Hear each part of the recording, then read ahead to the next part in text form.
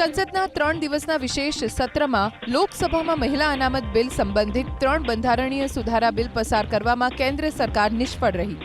21 કલાકની લાંબી ચર્ચા બાદ બંધારણીય સુધારા બિલ પર પહેલા મતદાન થયું। બંધારણ 131માં સુધારા બિલ 2026 કે જેમાં બેઠકોની સંખ્યા 850 સુધી વધારવાની જોગવાઈ હતી, તેના પક્ષમાં 298 અને વિરોધમાં 230 મત પડ્યા હતા। લોકસભામાં 528 સાંસદોએ મતદાન કર્યું હતું।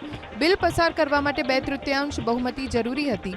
528માંથી 2/3 મત 352 થાય છે। પરિણામે 54 મત ઓછા હોવાથી બિલ પસાર થઈ શક્યું નથી।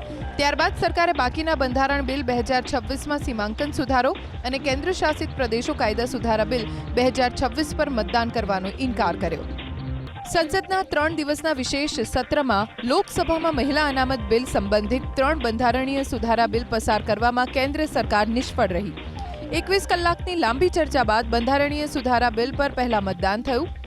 બંધારણ 131માં સુધારા બિલ 2026 કે જેમાં બેઠકોની સંખ્યા 850 સુધી વધારવાની જોગવાઈ હતી, તેના પક્ષમાં 298 અને વિરોધમાં 230 મત પડ્યા હતા। લોકસભામાં 528 સાંસદોએ મતદાન કર્યું હતું। બિલ પસાર કરવા માટે 2/3 બહુમતી જરૂરી હતી। 528માંથી 2/3 મત 352 થાય છે।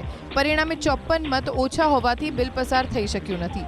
ત્યારબાદ સરકારે બાકીના બંધારણ બિલ 2026માં સીમાંકન સુધારો અને કેન્દ્ર શાસિત પ્રદેશો કાયદા સુધારા બિલ 2026 પર મતદાન કરવાનો ઇનકાર કર્યો।